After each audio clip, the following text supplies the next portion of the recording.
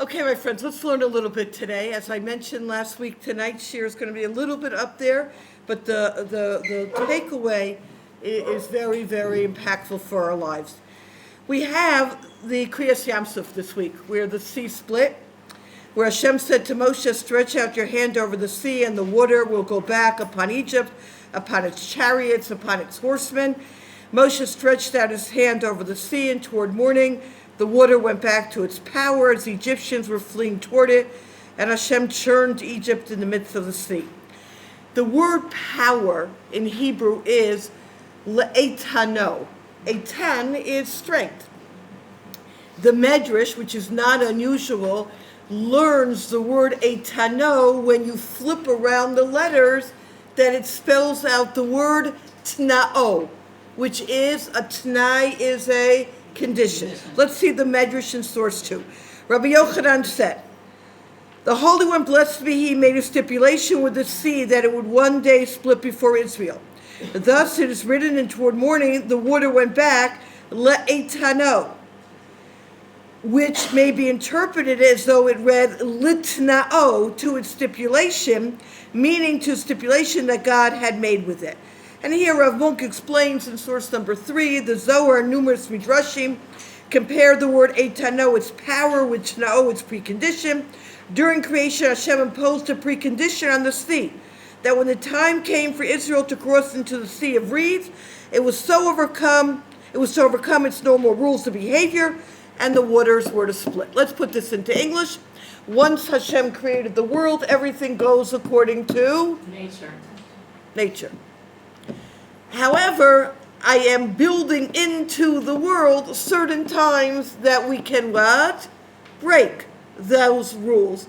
And now, at the splitting of the sea, this is one of those times. The Mefarshim have an obvious question on this medrash. Where do we find that the Chumash is hinting that it listened to this condition? I would have thought that it would hint to it when what? When the water splits. But we don't find it when the water splits. We find it when the water what? Comes back. And that's the question we have in Mayam Beit HaShoeva. V'im kein hayta Torah on the arrow tzricha lomar atnai la'ayo. B'pasuk kaf aleph eitzel vayasei ma'am lecharavai vayvaku hamayim. Then it would make sense that the water what? The water split according to the stipulation that the Rebbeinu Shalom had. Why do we find this when the water comes back and not when the water is split? So I want to mention a few possibilities just so we can be intellectually honest and present them. And tonight we'll do something unusual. I'm only looking at one approach, and the one approach we'll see, has a number of aspects. So we're going to look at one approach tonight. And that is just to offer a number of ideas. We'll do this briefly because I came late. Mayam Beit HaShoeva notes that you can only have a condition with something. I'm doing 5 and 6. With something that both parties understand the terms of the condition. Which means that for the sea to split, it has to understand the idea, and again, we're using metaphors here, an understanding that there's an idea called miracle. The sea really works operating on the world of natural. So really, the t'nai, the condition can't be in the splitting, which is supernatural. It has to be in the return, which is natural. And Rav Schwab said that's why it's interesting, it's something to point out, that when you take a look at the Shira Hayam, Bnei Israel do not really praise Hashem so much for the splitting. You have one pasuk, Uberuach hapecha nermu mayim nitzvu kemo nei nozlim. You have one pasuk describing the splitting. The whole Shira is about what? Sus v'rachvo ramah bayam salu kofer b'mayim adirim. Why? Because the Jews also only understand what? The world of nature. The world of nature is that water is going to what? Churn is a good word. But to have it split, that's something that even the Jews, it's hard for them to what? To fathom, to comprehend. Another approach is found in the Tam V'das, in source number 7, that for the sea to split, it didn't need a condition. Sure, you want the sea to split? Great. You want the sea to come back? Wait a second. Are the Jews any less, or let's rephrase it, are the Egyptians any less righteous than the Jews? Why should we go back on the Egyptians? Halalu of Avodah Zarah there, halalu of Avodah Zarah. For it to split, they had no problem. For it to go back, suddenly they said, whoa. No, you have to listen. That was the condition. That it would what? It would go back. Good. Now let's start with our one approach for tonight. And again, my friends, get your parachute ready, because we're going to what? We're going to fly, but I'm assuring you that we're going to what? We're to land. Hopefully tonight. In all good.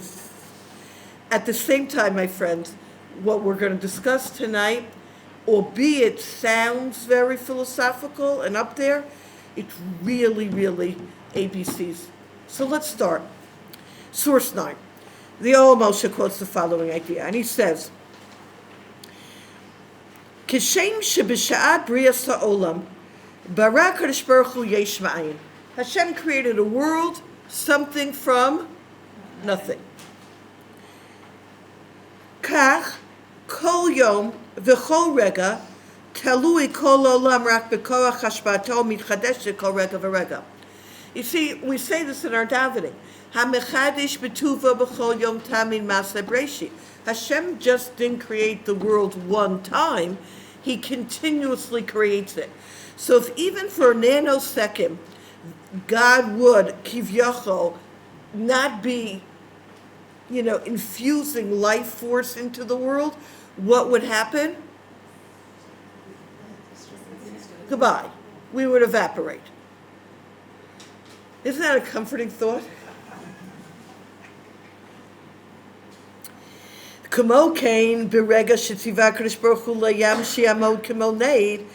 if I understand that all of creation is around because Hashem has willed it to be here, so now I understand when Hashem told the sea, I want you to stand as two pillars.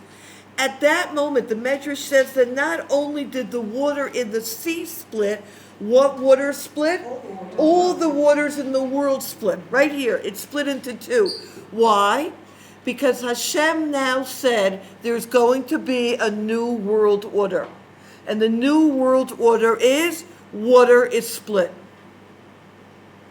Which means, he says, that now for water to return, which we said is natural, of course water goes back. No! There needs to be a separate command to say that the water should what? Return. Because as of now, all waters from now until the end of time have a new property. And that is what? Split. So now it's only when it is going back, we have a new world order where Hashem says, okay, now everything's going to what? Come back. The end of this, our original question, why only now when it goes back and not when it's split, which is also a shinui teva? The answer is, it's obvious to everybody when the sea splits, it's God commanding it. It's less obvious when the water comes back that this too is what? The will of God. And therefore, in order to emphasize that this is the will of God, as much as the splitting, we have this t'nai, or this hint to the t'nai, found here. What? To show that the yes. war was also a miracle. Right, exactly. Right. Like the Neiros of Hanukkah to show us the war is also a miracle. This is showing us that the splitting was a miracle. Let's talk about this in a philosophical construct. Rabbi Tatz's world mask.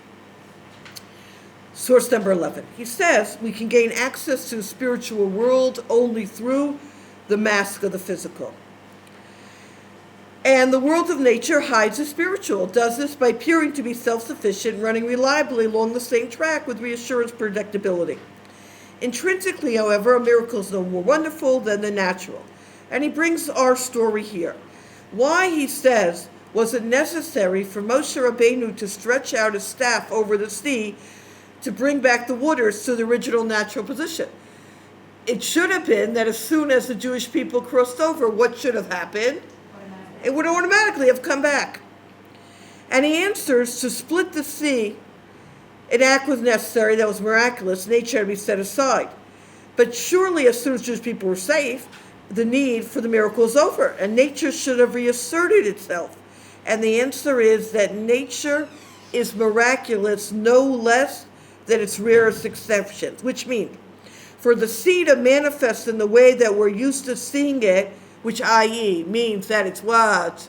Flowing, is no less the express wish and manifestation of the Creator than the once in history splitting of the sea. The only difference is one we're used to and one we are not used to. And he describes that the word for nature is the word teva in 12. Teva is related to the word litboa, which means to drown. Nature has us drowned into an insensitivity that we think that everything is going to happen in a predictable way.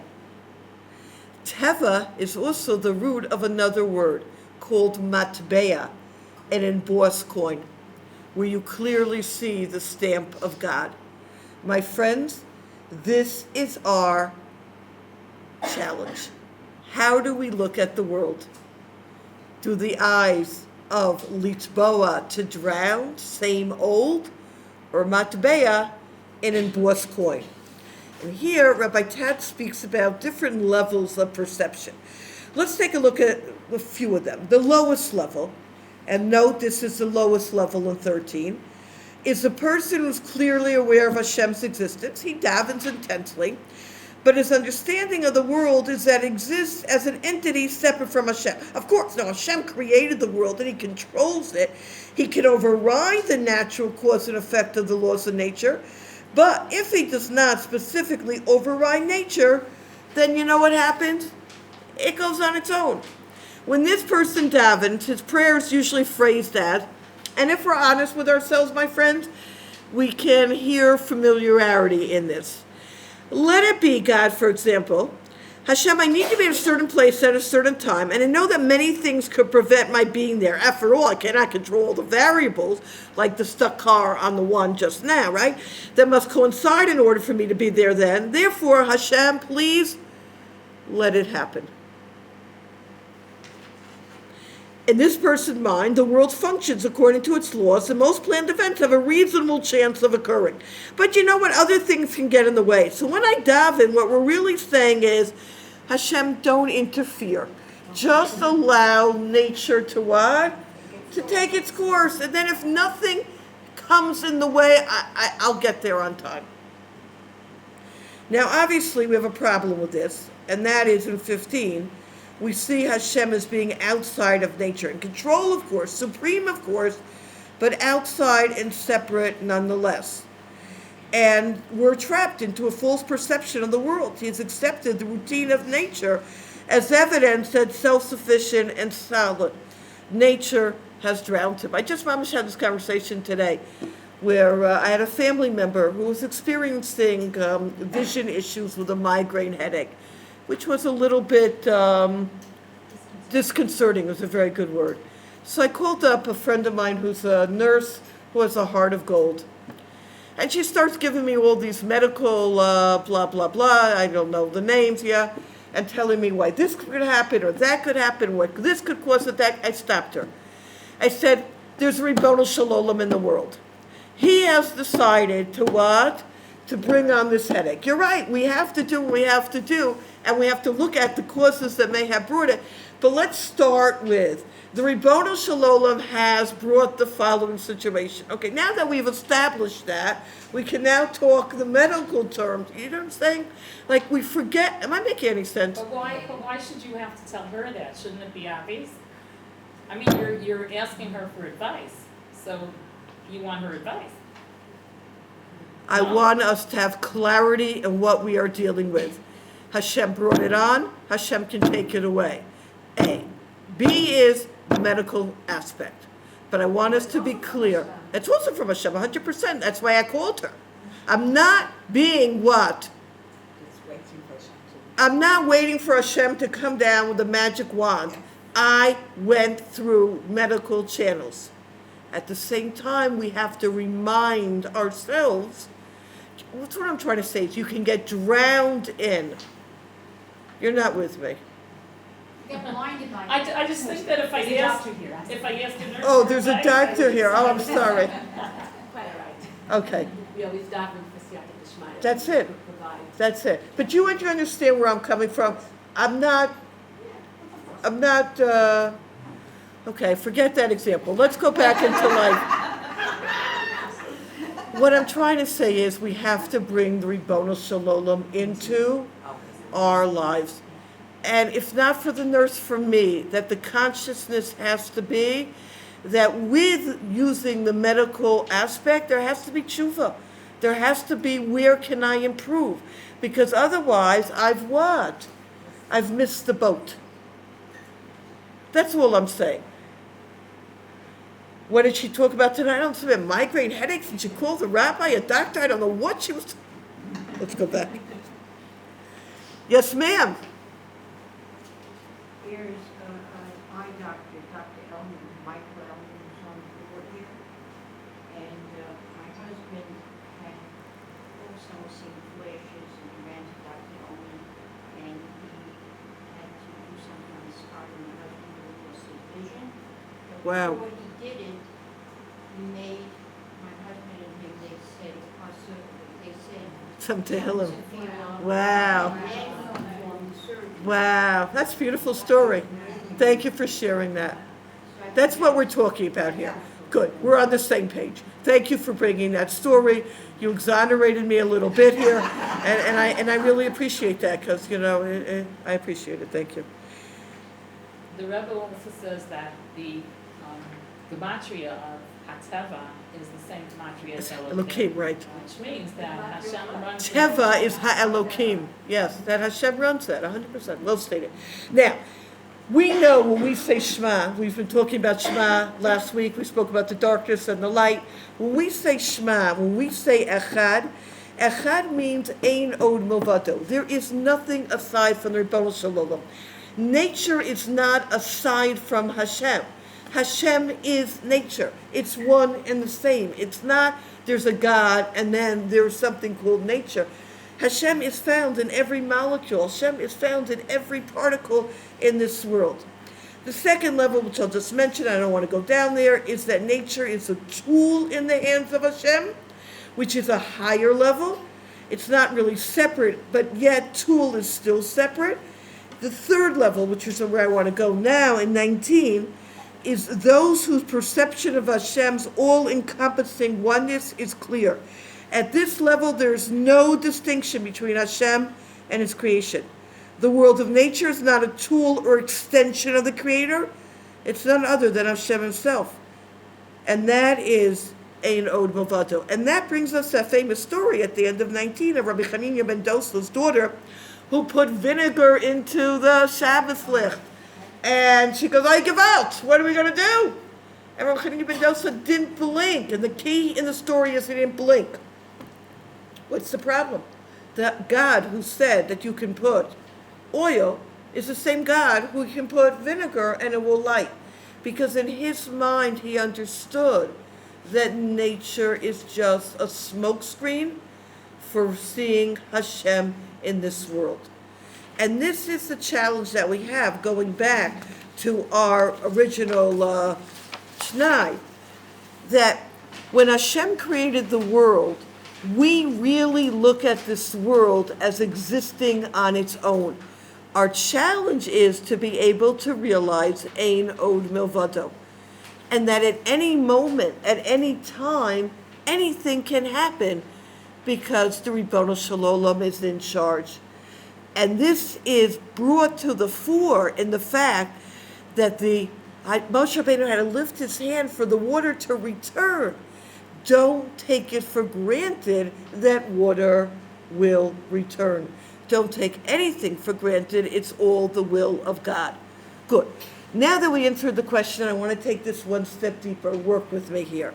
There is a very famous Orach Chaim HaKadosh. They're like the classic Orach Chaim HaKadosh. One is in Parshat Bechukosai. This is another classic in 22. And the Orach Chaim HaKadosh says the following. In 22, where he says, in truth, this stipulation falls into the category, I'm in the second paragraph, of the stipulations that Hashem made regarding all the work of creation, whereby he required his creations to be subservient to the Torah and to those who toil in Torah and do all that Torah scholars commanded them to do. Listen to this. The Orach Chaim HaKadosh says, until the giving of the Torah, all of these stipulations had to be built into creation. Once the Torah was given, we have a new dimension here, and that is that Torah scholars have the ability to affect nature, and nature has to be subservient to Torah scholars. A classic example of this is Rabbi Pinchas ben Yair. Rabbi Pinchas ben Yair, there are a number of stories where he said to the river, split. And the river said, why should I split? Because I'm a Torah scholar. And he said, if you don't split, you're going to dry up. And the river split. This is the idea, and we see this ad hayom, where people, and we'll talk more about this in a few minutes, where people of Torah, this is how Hashem built into the world, that you need stipulation till Torah is given. Once Torah is given, Torah scholars have this ability. And this is how he teaches the Pasuk, squiggly at the end of 22. The Pasuk says in Yeshaya, Baracha Yaakov. That literally means your creator, comma, Yaakov. No, who your creator is Hashem. How does the Orach Chaim HaKadosh teach it? Baracha Yaakov. Yaakov, you have the power to what? Beautiful, to create. Baracha Yaakov, you, Yaakov, have the power to create. And this is something that is unique. And he says in 24, accordingly, any truly righteous person who might arise from after receiving of the Torah has this promissory note of the Torah in his hand, and he'll be able to force the water or whatever it is in creation to abide by their will. Now, if we flip the page,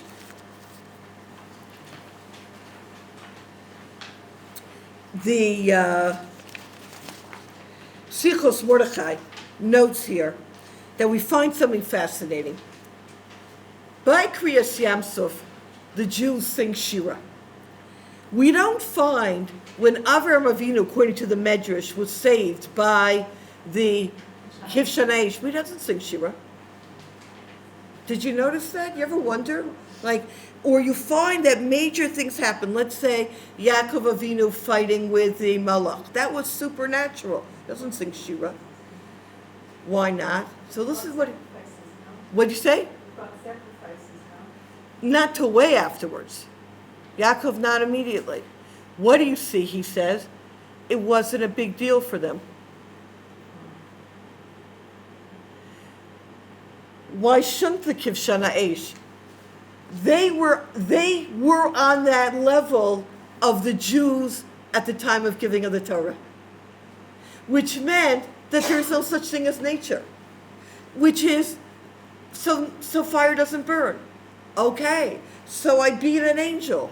Okay, the Jews who weren't on that level, when they see something like this, what do?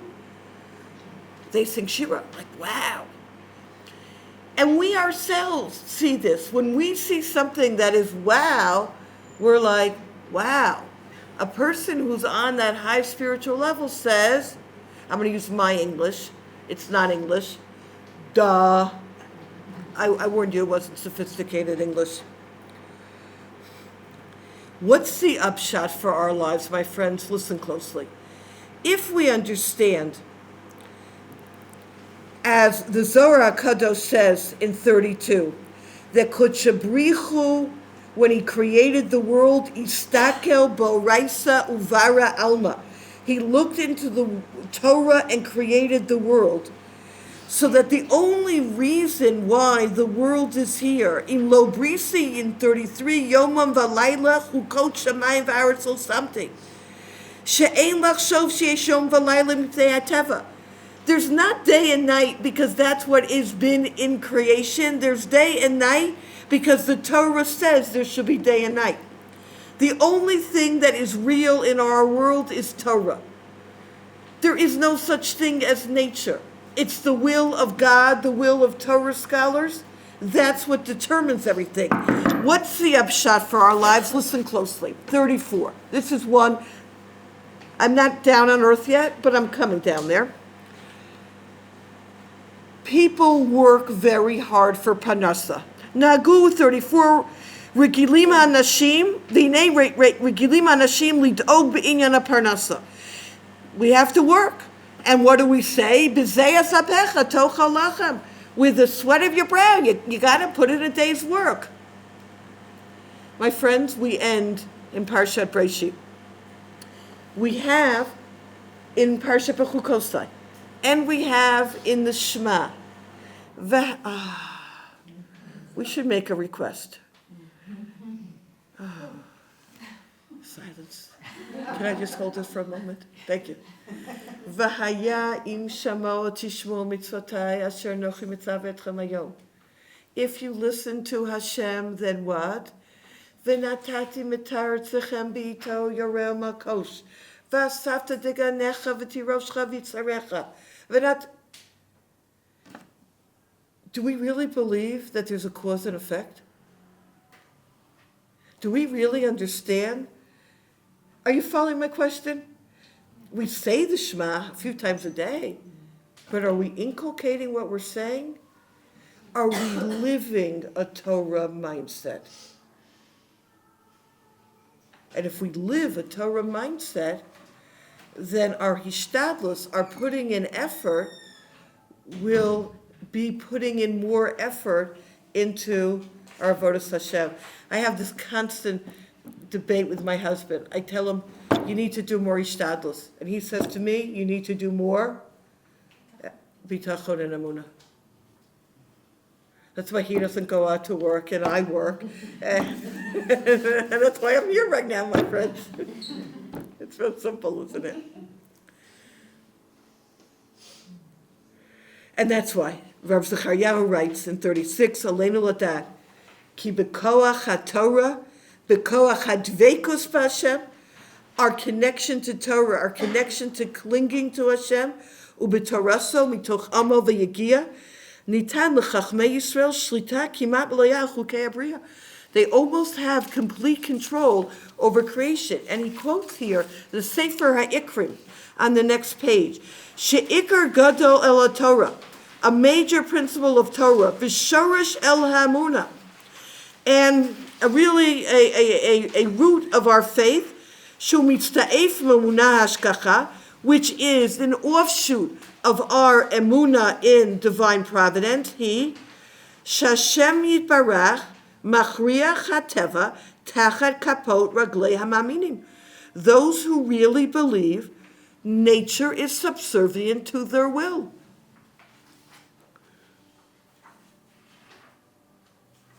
And he says, one who doubts this is as if he's placing a doubt in Torah itself.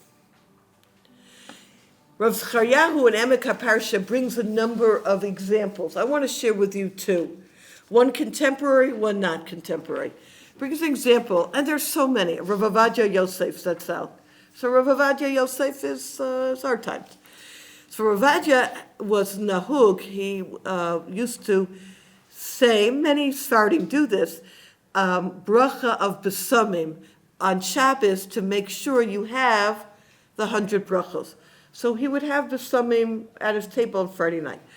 So his family went down, they had a bush, whatever, in their yard, by their house, and they went down, and there was very bad weather, and there was nothing growing, and there was nothing to say a bracha on. So they went back up empty-handed.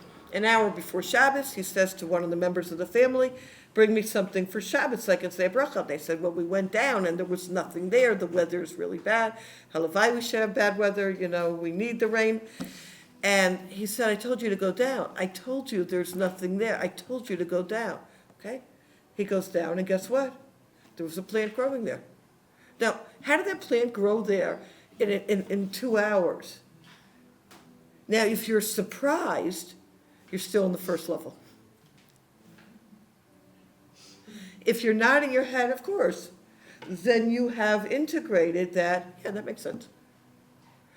The second example I want to bring, not so much for the example, because it's a wild example, but for me personally, it helps me get through this past year with the hostages and the chayalim. I don't know if it'll be helpful for you. I'm just talking very personally here. It's based on nothing but Smile's personal, which means take it or leave it and be free to leave it. Here's the story. Krakow, a few hundred years ago, there was a man who sat all day and learned Torah. He had a little room, and he used to learn Torah there.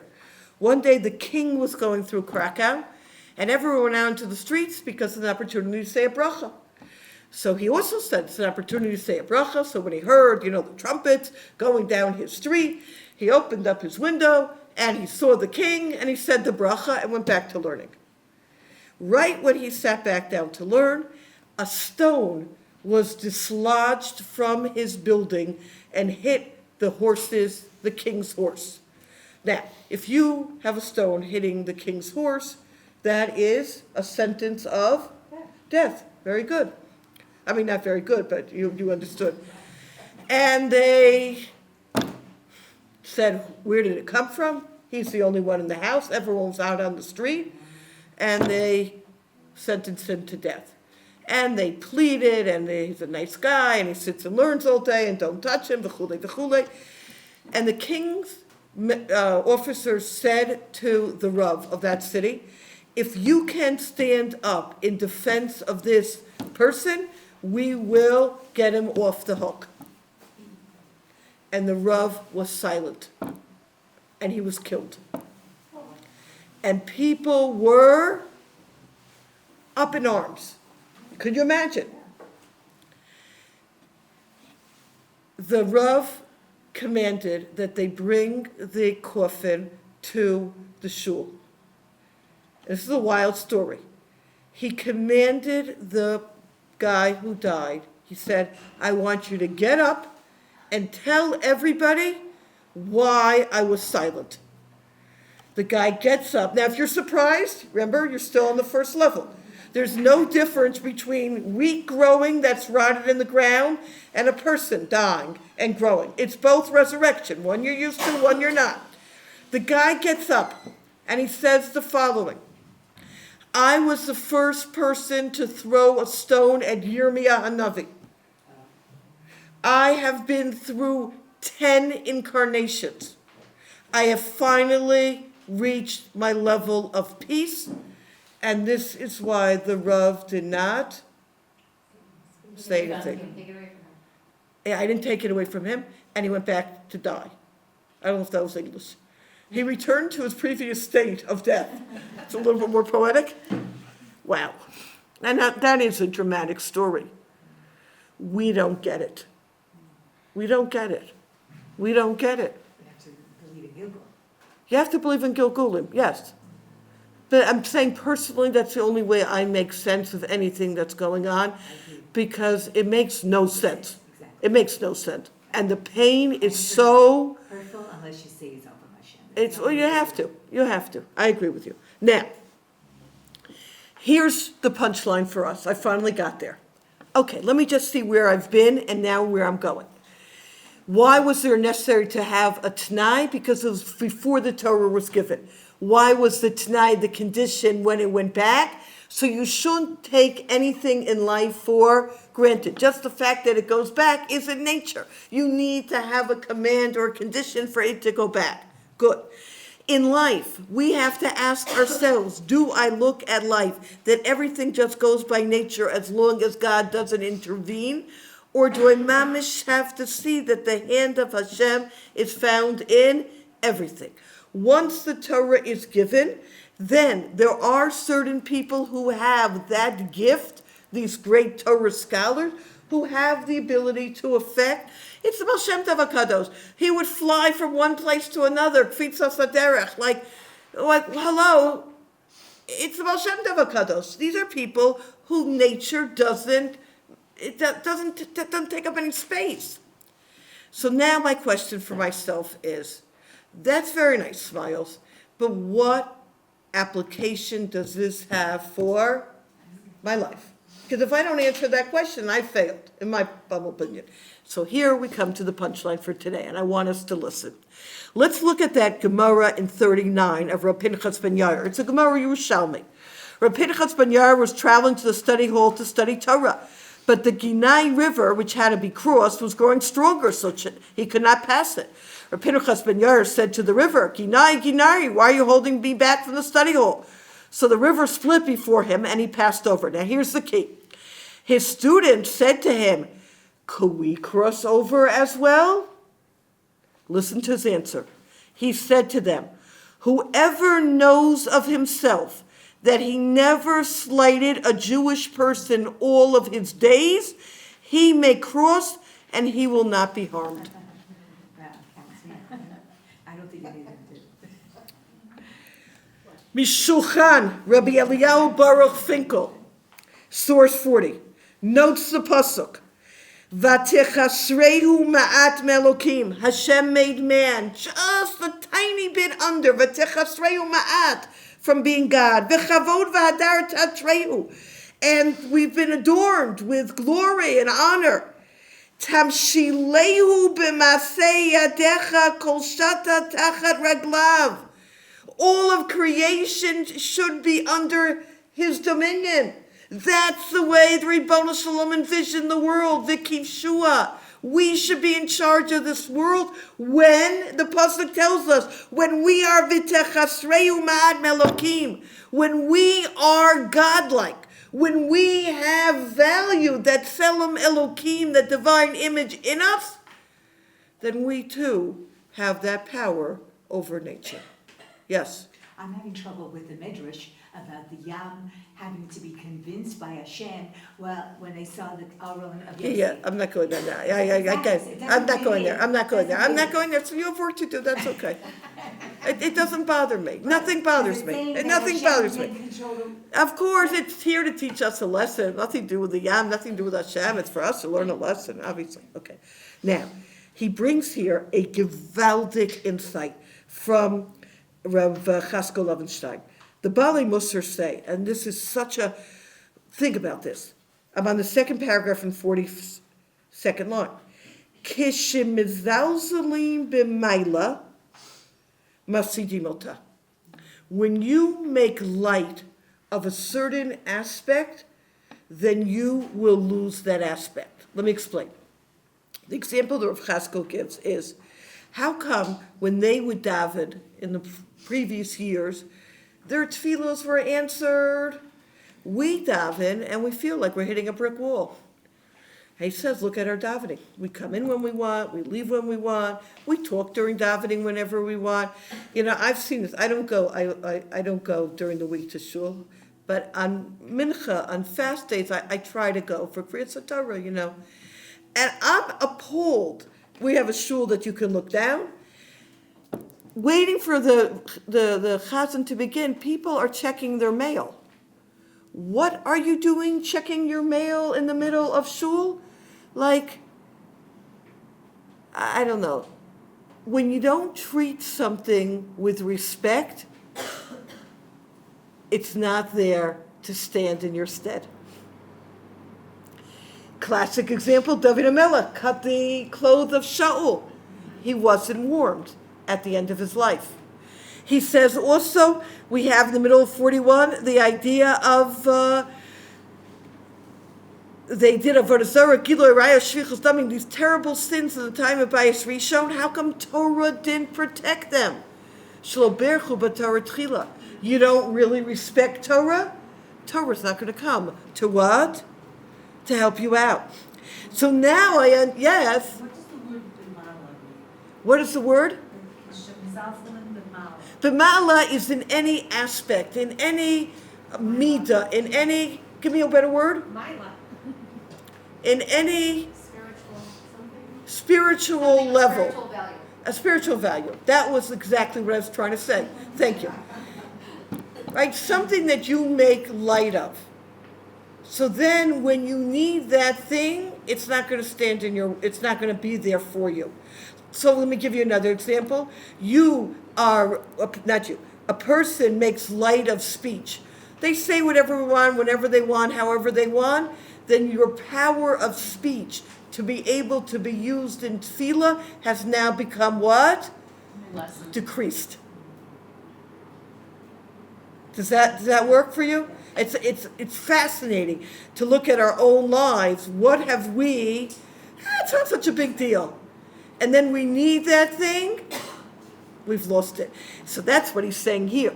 When a person doesn't treat others with respect and doesn't realize the Tselem Elokim, the divine image in others, right? Ezel Mechubad, who is the honorable one, HaMechabed et Habrios, who shows honors to others. So then when you need this quality of Tselem Elokim, of divine image, in order to be able to rule over nature, then you've what? You've lost it. And that's what Rabbi Pinchas ben Yair is saying. You want to cross? Sure. As long as you have never slighted a person all of his days, you also have control over nature. Let us not think that it's only the Torah scholars who have rule over nature. My friends, each and every one of us has the capacity. Yes. That's Beilad Machadera. Isn't that fascinating? Right? It is between man and God. Yeah, and God is saying, I'm giving you this world. How do you treat others? It's in your hands. Now, I will make a suggestion, and then we'll do one final idea, of a sefer to learn if you want to work on your Tselem Elokim, your divine image. It's a sefer that just came out by an author who I happen to like his writing a lot. And that is Rabbi Elias. I have mentioned his book, Ani Mamin, in the past. He just recently, ArtScroll came out with Tomer Dvorah. Tomer Dvorah we're very familiar with. Tomer Dvorah is a big schus to learn if a person's lo aleinu is sick. Tomer Dvorah is about how do you emulate Hashem. What I like about this sefer, and we're just going to do an insight here, is that he speaks my language. I've taught Tomer Dvorah personally. It's really hard to learn. And the Svarim out there make it even more of a challenge. Is that terrible to say? No, I'm limited. He gives examples that I can relate to. I'll give you an example. One of the things that the Tomer Dvorah speaks about is that we have to be able to forgo, to overlook. He makes it practical for our lives. He has a commentary and then he brings it to our life. So he says, you go to your in-laws or your parents, and another family is there. And they get the better room and they have less kids. Now, what do you say? Well, that's not fair. And you make a whole to-do. Ma'aver amidos is what? There must be a calculation. I am what? I am not aware of. The examples that he gives are real life examples that we can what? We can relate to. So I highly recommend the book. I don't get any percentages, even though I will say he mailed me the book because I think he wanted me to promote it. So I guess I do have a chelek here, but I was very taken by it. I love his writing. I don't know him never met him. Listen to what he says. In the Aaron 43, the neshama's power to elevate is not limited to the person himself by virtue of your possessing a neshama. Your hand is not merely some bone and flesh, it's vested with ability to impact the world around you. And that's what we have to understand. We are here to impact the world around us. We cannot sell ourselves short. Moving to 44. The Talmud Torah is widely touted for its incredible skula properties, and they'll invest the effort to learn and live its lessons, are sure they'll unleash tremendous divine compassion. And he says, our job in our life, man has the potential to become something fantastic. And the greatest abuse of that potential will be to waltz through life in complete ignorance of what his capabilities are, never actualizing the power within. True, even someone who casually meanders through life will do some wonderful things. And he says it's like a person eating soup with a fork. Aren't these like great examples? I was trying to think when I ate soup on Friday night. What is it like to eat soup with a fork? Like, you will get some soup. But what? These little bits of accomplishment are a poor showing considering what he's primed for. It's appropriate for a person. This is not a matter of obligation or ideal. It's a description of who man is meant to be. And the greatest achievement we can attain is to mold ourselves into a person who acts in the way of Hashem and who lives his values and attributes. When a person trains himself to be consistently kind, merciful, and giving to others, these compassionate traits become integral to his very being. By doing so, a person identifies with Hashem and grows attached to him. My friends, what's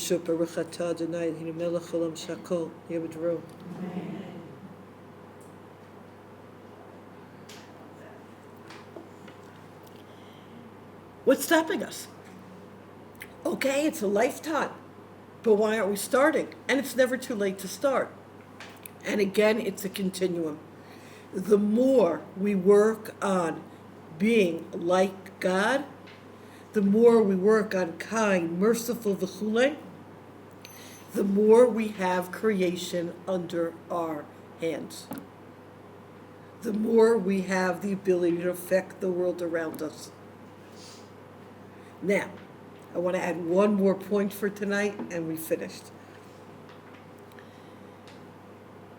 Torah scholars, you can have a bush growing Rav Ovadia Yosef. Anyone who is a compassionate person, hasn't slighted a person, go cross that river. It's in your hands. And I want to share a third group of people who also can affect miracles. This is another one of my favorite books, The Six Constant Mitzvos for Rabbi Berkowitz. And he asked, 47, why can't we perform miracles? That's a great question. According to what we have suggested, obviously we're coming in the middle here. Each one of us should be able to perform miracles since under ordinary circumstances, Hashem enables us to follow through on our free will choices. Why can't we choose to perform a miracle and be granted the power to carry out that choice? He's coming from the perspective that we do absolutely nothing in life. I lift up my hand right now. I had no ability to do so. God enabled me at this moment to lift up my hand. The only thing that is literally in my hands, the only thing that I can do is, say it? Choice, very good, is to choose, right? And that's why Sasema says, Ratzon is the same aspect of sinor, a conduit.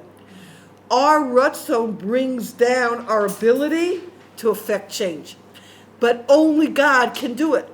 You ever try to start your car and it doesn't start? That's a metaphor for what? For life. The answer, shocking as it may be, is that we're unable to do so.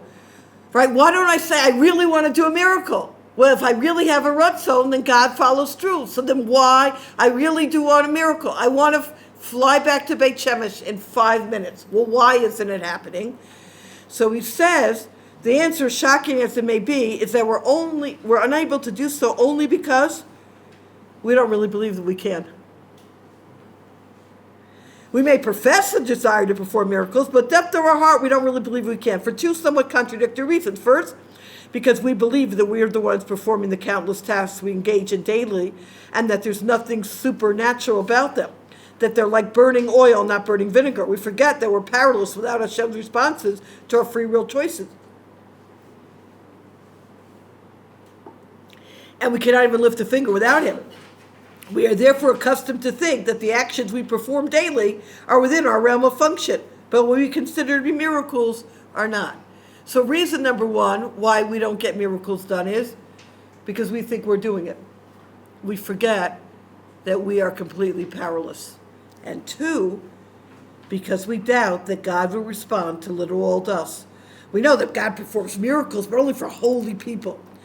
To refute this error, we must turn to differentiate between nature and miracles. Nature is a series of miraculous events that occurs within frequency to become reliable.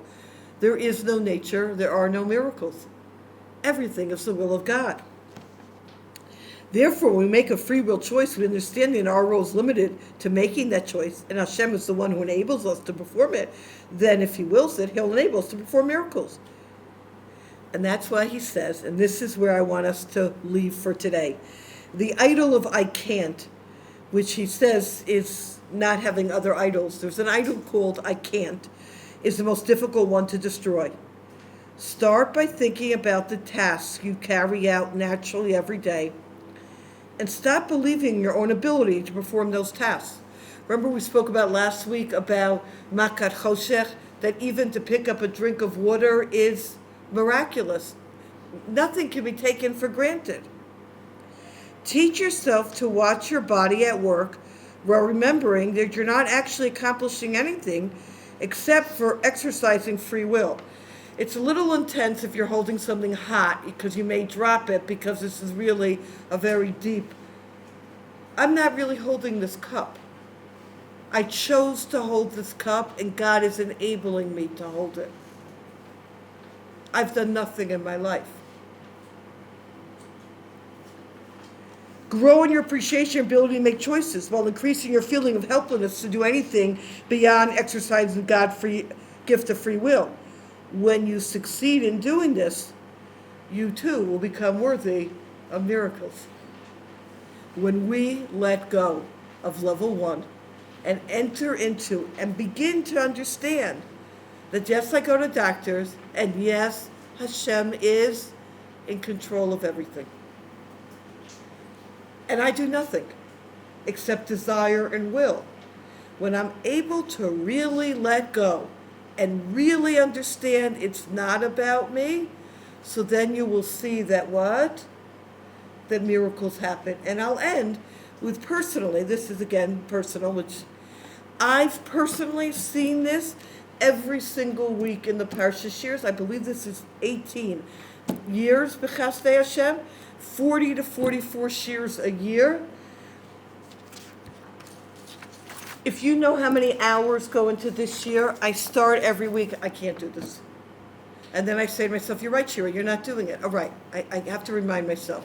Okay, I will do whatever I can. And then I daven, Hashem, I can't put this together. This is beyond me.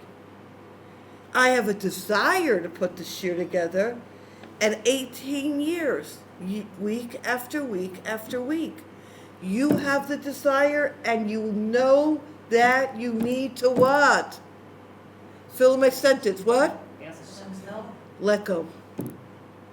That you're not doing it. Have the humility. It's not about me. Then you mamish see bracha coming down from Shemayim. Ad kan.